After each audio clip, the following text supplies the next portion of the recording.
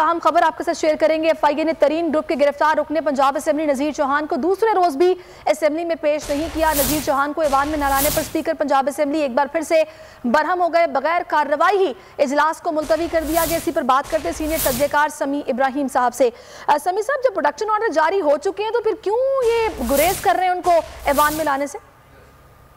देखिए, ये बज़ाहिर एक ईगो का मामला लगता है। इसमें शहजाद अकबर साहब जो कंप्लेनेंट हैं नज़ीर चौहान के खिलाफ, उन्होंने अपना सारा असर इस्तेमाल किया। और जो अफसोसनाक बात यह है कि पंजाब हुकूमत भी इस वक्त बिल्कुल वैसे ही एक्ट कर रही है जो शायद शहजाद अकबर साहब चाहते थे।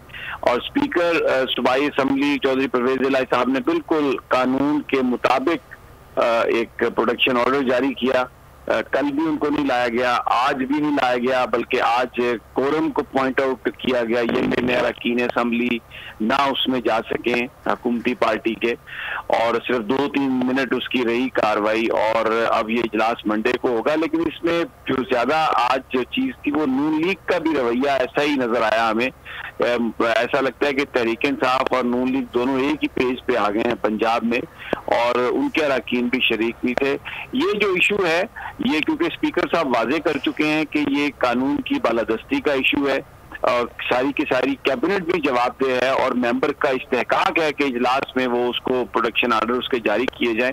ये वजह है चौधरी परवेज इलाही साहब और उनकी इत्तेहादी जमात तहरीक इंसाफ के बीच में, क्योंकि ये मामला शख्सी नहीं है, ये कानून की बालादस्ती का मामला है बज़ाहिर। और चौधरी परवेज इलाही साहब मुकम्मल तौर पे एक स्टैंड ले चुके हैं।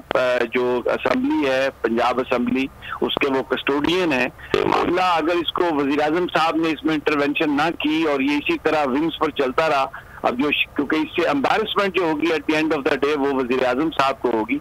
और ये शहजाद अकबर साहब और जो दूसरे लोग जो भी इसके पीछे हैं वो सारे के सारे इमरान खान साहब के लिए कोई नेकनामी का बायस नहीं बन रहे। जबकि हुकूमत कश्मीर इलेक्शन जीत चुकी, PP 38 भी जीत चुकी।